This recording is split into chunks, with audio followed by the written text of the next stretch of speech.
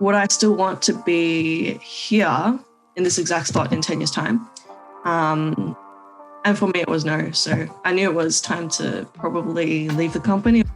Okay, so several weeks ago, we posted this video about switching careers from architecture.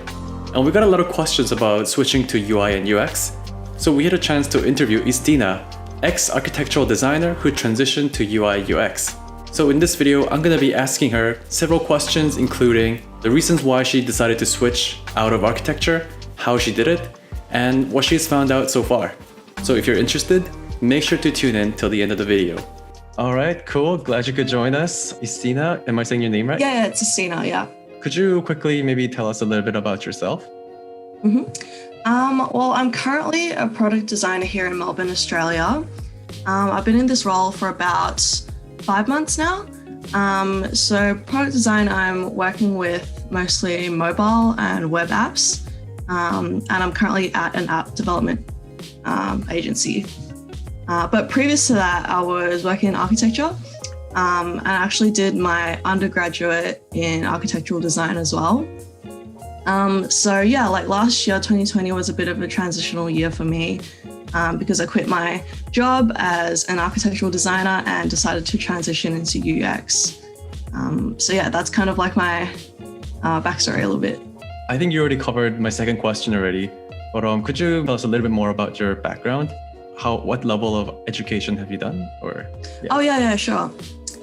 So I started studying architecture in 2014, and my degree went for 3 years.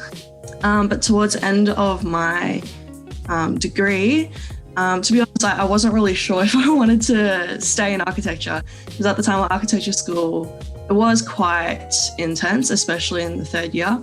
I knew that, I wanted to work in between doing my bachelor's and master's just to figure out, firstly, if architecture was really for me. And also I just find what I was passionate about within.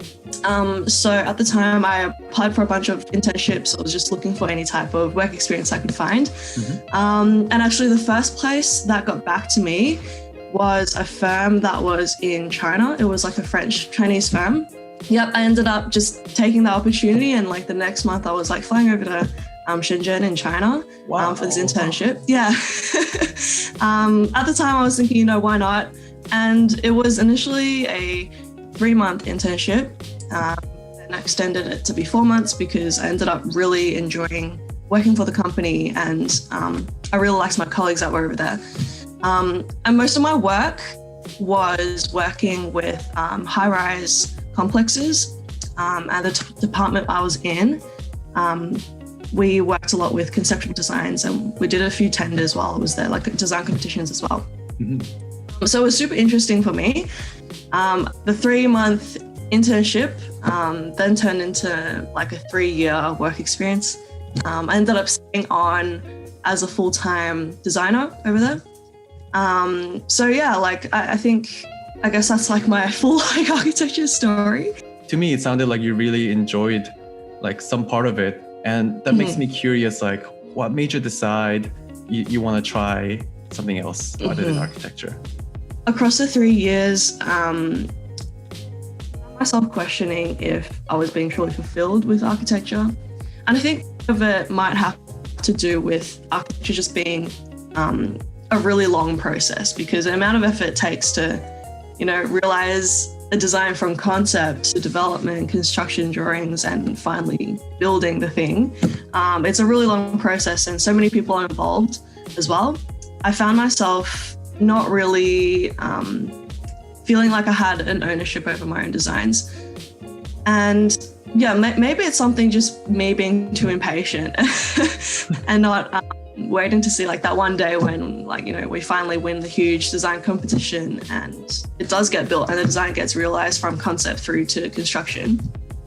But I found myself thinking about that a lot, because I think in architecture it's definitely a very laborious process. You have to stick with it, really. You have to go to multiple competitions, and there's probably going to be a lot of failure in the process. And yeah, I just wasn't sure if it was for me. So I saw my colleagues and I thought, would I still want to be here in this exact spot in 10 years' time. And for me, it was no. So I knew it was time to probably leave the company, the industry.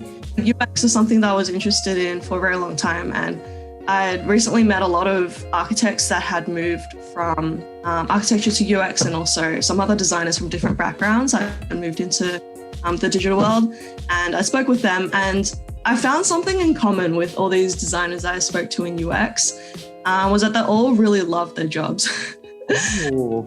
And a lot of the architects that I'd known were a bit jaded, I guess. And this is definitely just my personal experience. And I felt that, like I'm definitely seeing a bit of a trend here. Like, what is it about the digital world that, everyone is feeling so fulfilled with their jobs? So that definitely piques my curiosity to start looking into shifting more into digital. Were there any transferable skills from architecture? Yeah, well, I think firstly, there's a lot of transferable skills that architects can bring into working in UX and product design, because we are trained to think very logically. Every design decision, there's like a strong logic behind why everything is there, why a specific color is chosen, or why a line is placed the way it is.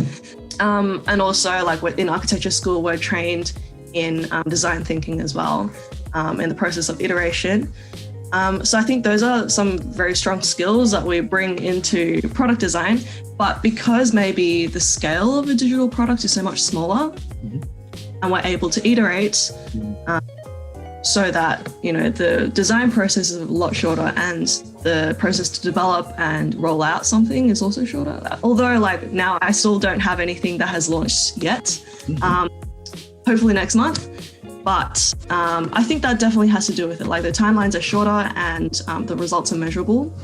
And I think with a design, we're able to launch something lean and then test and see what's wrong with it, what could be improved, and then build upon that. Whereas with the building, you have to think about all these different variables beforehand, before everything is even like drawn in construction drawings. You have to consider everything. Because once the building is there, it's really difficult to really change anything, isn't it? Like we've talked about things that are transferable from architecture, but were there things that you had to learn from scratch? Oh yeah, so much. And I'm still constantly learning to this day.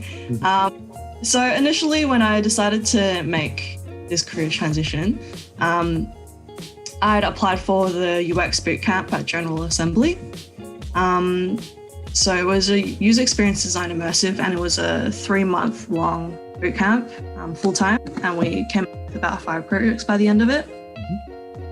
I mean, I probably can't list out all the different things I had to learn because it's a completely new area. And I think there were definitely a lot of like new terminology and new techniques and processes that I had to learn as well, that are specific to this industry. And not to mention tools. I still think that architecture design tools are probably the hardest. Some like digital design programs to learn. But yeah, I think if someone is able to master AutoCAD, Rhino, SketchUp, then I think being able to pick up these other design programs would be, pretty quick for them. Do you have any advice for people who might be like thinking of switching?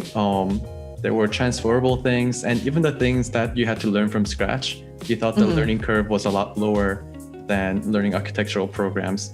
Were there anything else that you would advise people to do? Maybe like in more, I don't know, maybe, yeah.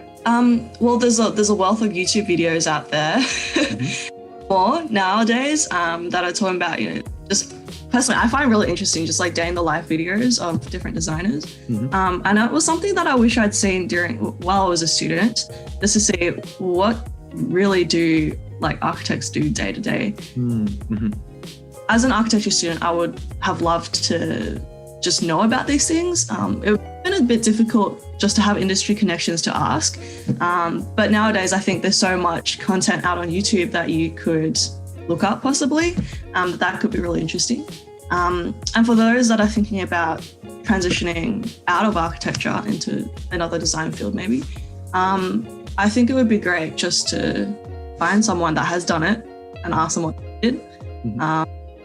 And also there's just so many articles that you could read and also books out there that can help you get a head start or get in the headspace of that new industry that you're trying to move into. Yeah. So last year I started subscribing to Medium, which has a lot of great blogs and publications in the UX and product design space. So yeah, I get a few new articles recommended to me every morning that I try to keep up with. And also a wealth of new design books that do keep me occupied. So I think there's a lot of different things that you could do. But yeah, I think the most beneficial thing for me moving into product design was just connecting with new people and just speaking with them and seeing what they did, what made them choose to move out of their previous careers. So I spoke with a few people that had gone from architecture to product design, but also in different industries moving into UX as well. But yeah, LinkedIn is a great space for connecting with new people. And I think particularly with this industry, everyone is generally people are quite nice and willing to help out. So yeah, I think nowadays the internet is an amazing place where you can really find some cool people. And especially now that we're still dealing with COVID, we're relying on the internet so much more than before as well. Sending out that digital connection request is so much easier than, I guess, walking up to someone physically and being like, hey, do you want to go for a coffee chat? Which I've only done a few times because in Melbourne, our restrictions recently got lifted. Oh yeah. But yeah, I'm still getting used to that whole in-person thing. But doing it digitally is so much less nerve-wracking. Yeah, maybe as a final note, I actually have an acquaintance who is interested in transitioning from architecture to UI UX design. And I'm sure there will be at least several more from our audience.